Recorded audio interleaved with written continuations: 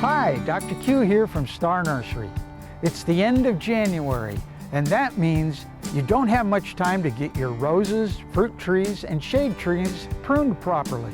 If you don't do it by the big game, you may lose your chance to get them done before they start to bud out with new growth. When this happens, the sap begins to flow more rapidly to produce new leaves and flowers for the spring. This could cause more bleeding of sap from the pruning cuts on larger stems and branches. It normally begins in our climate around mid to late February as the temperatures start to rise. Many of our roses are still leafed out and blooming, but don't let this stop you from cutting them back and stripping all the leaves off. This forces them into a short dormant period so they can store more energy in their roots to produce bigger and better new leaves and flowers. Fruit and shade trees should also be pruned before they leaf or flower. This way you can see where all the branches are and if any are damaged or growing in the wrong direction. Don't forget to sterilize your pruning tools before and after you prune each bush or tree. This is very important so that you don't spread any diseases. You can do this by using a 10 to 20% bleach solution in a bucket to dip your tools in for 5 to 10 minutes. After pruning, always use dormant sprays on roses and trees to kill any overwintering insects, eggs, or fungus spores.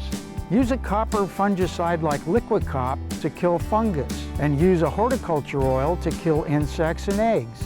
Remember to fertilize your roses and trees right after you prune them. This will replenish the nutrients they have used out of the soil and give them a fresh start. Be sure to use the right fertilizer for your plants. For shade trees, use our Dr. Q's tree, shrub, and vine food.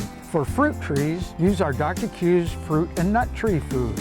And for roses, the best thing to do for them at the beginning of the year is to use the Rose Potion. This is 4 separate products that benefit roses best. They are cottonseed meal for an organic source of nitrogen, superphosphate for a good source of phosphorus, soil sulfur to counteract the high alkaline in our soil, and magnesium sulfate or Epsom salts helps make the flowers more vibrant. Add a good fresh layer of organic mulch like Dr. Q's Pay Dirt around the base of all your plants. For more information, visit us at starnursery.com or on our free app. And don't forget, we make house calls. Stop by your nearest Star Nursery location or call 702-771-7827 to make an appointment. I'm Dr. Q, and I'll see you next week.